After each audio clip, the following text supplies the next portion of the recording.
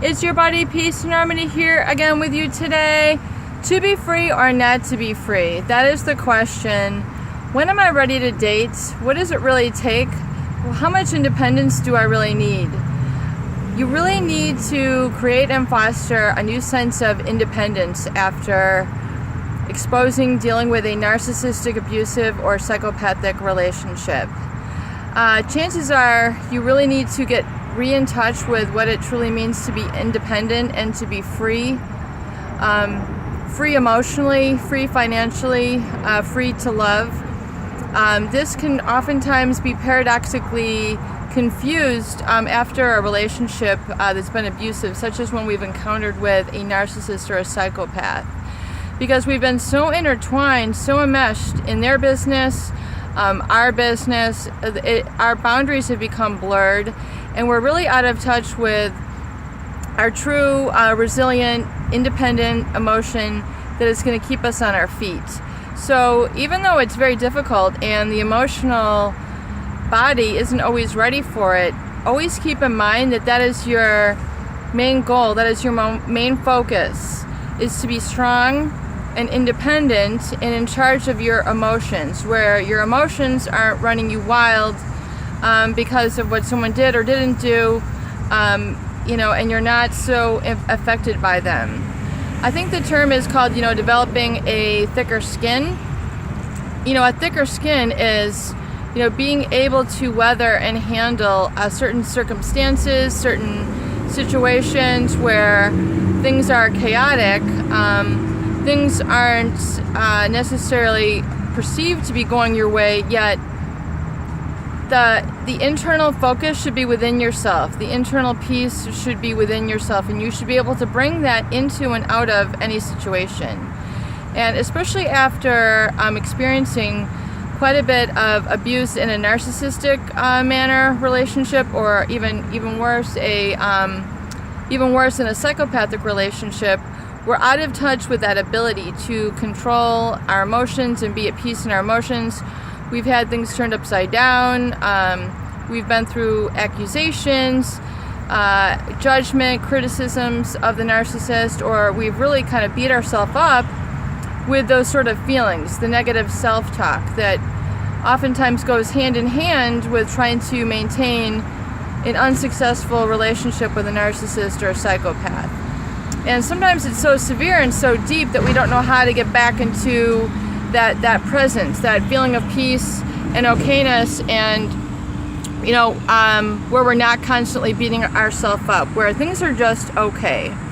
And so I think a good tool to remember is trying to attain a sense of contentment and peace, and that has to begin with you.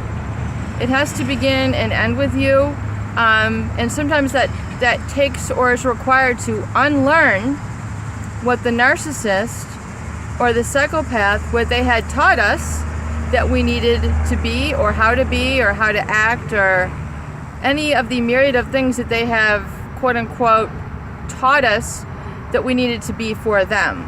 So that's where we often get the devastation, is that we leave the relationship feeling that we haven't satisfied them. Well, of course we can't, because they cannot be satisfied. They have an incessant need to be surrounded with more and more supply, so no one can ever fill those shoes. So we were really trying to fill some shoes that could not be filled. So it's like a constant uphill battle, and the more we climb up, the further down we slide.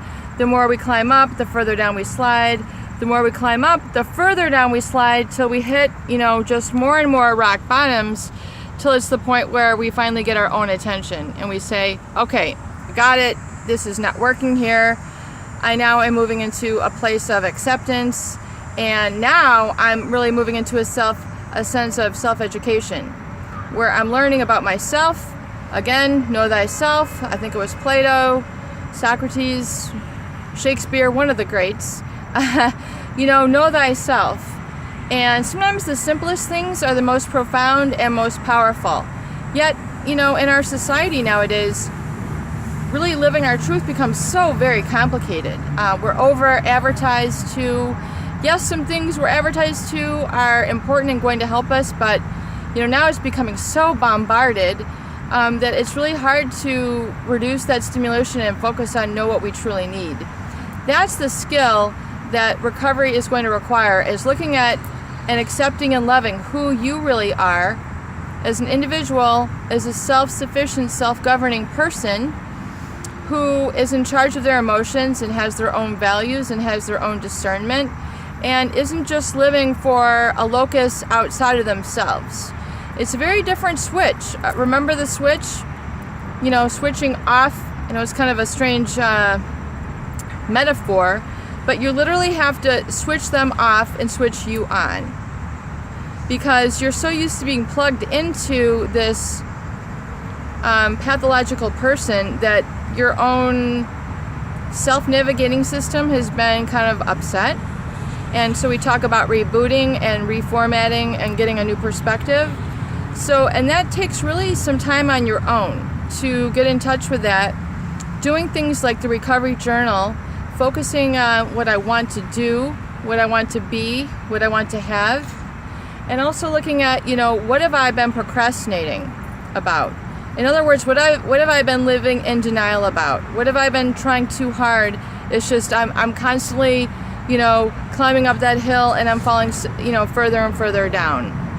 I don't want to make that climb anymore. I want to make the climb to truth, and I want to make the climb to clarity. So the clarity is going to be a gradually evolving process where day by day, with dedication and resolve, you're going to become more clear about yourself, your values, and who you really want to attract. Those first couple steps are going to be very hard. It's going to be difficult to kind of pry yourself away from this, habitual type of person who you've been into. The bar scene, the user and abuser type guys. Fun for this, definitely not fun for that. So, look at, recalibrating, what you really require. Fun. Going out and having fun can be an adventure on your own. Going to a new bookstore, going to a new, cafe, going to a zoo by yourself, going with a journal, and saying, by the end of this little walk, I'm going to fill this page in with, at least 20 things that I want to learn about, or that I want to go, or I want to become. And, filling in these pages, and, go on a walk, take a sit on a bench. You can do this on your own. You don't need to have a date to go on to a walk to a garden in your area. You don't need to have a date to go out for coffee. If this person has been a negative influence, you need to steadily rid yourself of their influence. The influence is what has become toxic. So you need to now start, rather than sitting on the duff and on the donkey and just sitting there. Yes, it's good to relax. Again, I always love the disclaimers here.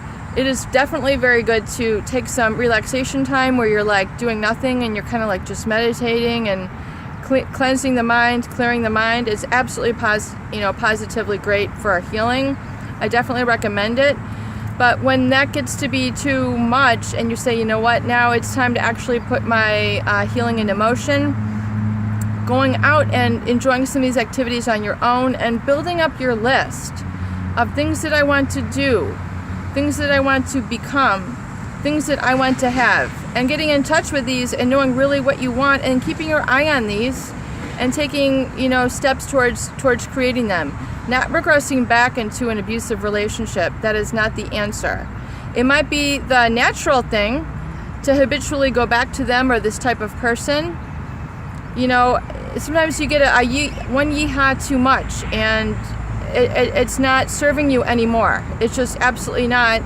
And you're growing out of it. So that's actually a great sign. So if you feel like you're outgrowing the abuse, you're not going to take it anymore. You now, for once in your life, are you going to stand up for yourself, be strong, and start living from a I deserve better standpoint, and I'm entitled to better, and I'm going to go work and get this for myself, and this is my focus from now on. That is, you're making firm steps. If you're feeling these things and doing these things, you're definitely on the right path. So, these are some great tools that, you just need to plug into. If you're new to it, it's time to pick it up and start doing it, and I think you'll see some results. Peace and harmony here with you here today. Love you. Please share and subscribe for more great tools, videos, discussion, and support. And make it a beautiful day.